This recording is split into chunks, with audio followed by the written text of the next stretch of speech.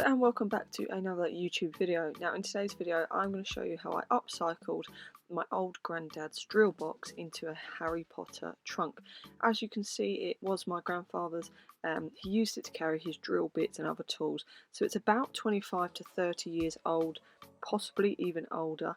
It is still pretty good condition, however there's lots of chunks missing from it. You can see the felt on the inside definitely needs some work, but it's too good to waste, and the fact it was my grandfather's, I thought I had to upcycle this.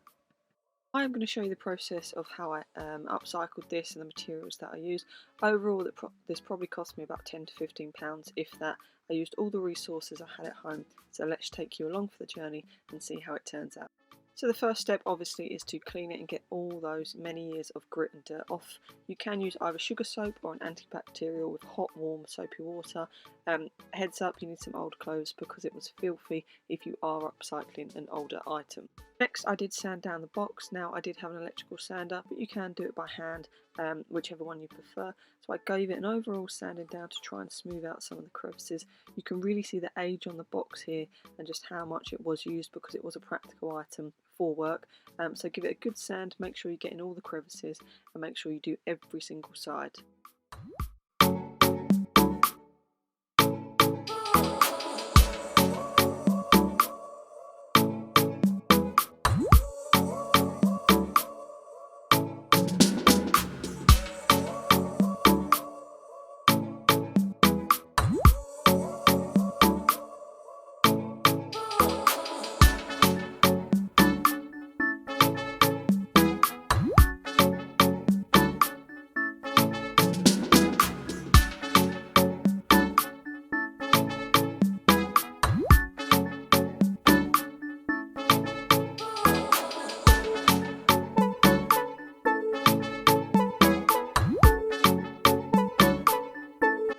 Once you have sanded down all the sides, you can really see what condition your box or your item is in.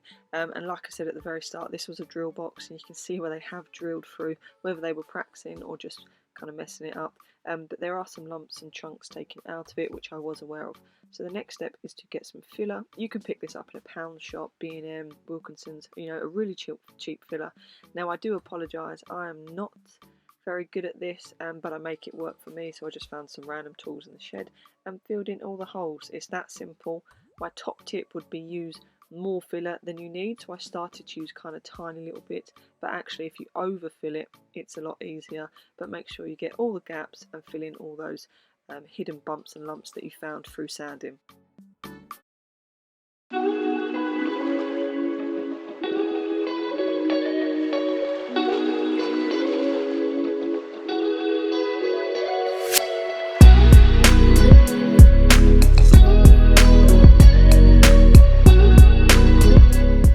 Once I had used my all-purpose filler, I then got another random tool, which I believe is for wallpapering, and just make sure I took off any excess.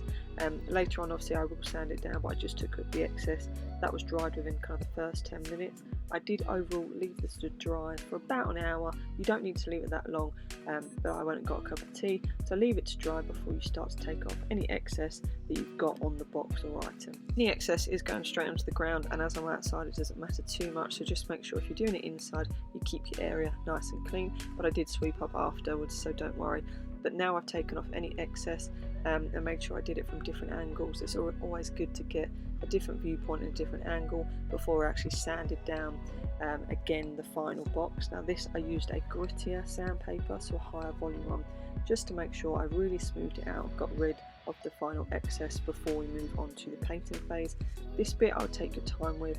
Obviously it gets a little dusty and you want to make sure it's as flat as possible. At this stage I'd also recommend just brushing it down so you get rid of all the excess grit, dirt and sandpaper that you've got left, so it's really as smooth as possible before you do paint. You don't want any lumps or bumps in the paint, so really give it a good brush down, and even a wipe if you're worried about the amount of dust or dirt on it. Because now we move on to the painting phase. I'm not going to bore you, but I am going to show you the first coat. I believe this will need about 3 or 4 just because I want a really vibrant colour, but here is the first coat of a dark oak colour going on. I'll continue to show you in the next video where we're up to. A top tip, don't do it on the ground. I had to use an old bucket underneath so I could get to some different sides, and that way you get an even paint job. So make sure if you can, you do it up high so you can get to all the different surface areas. And that is where we're up to for the first video. Now, I did get given this box because it was my grandfather's, but you can pick up an old trunk, an old box in a charity shop for just a couple of pounds, or ask your neighbours.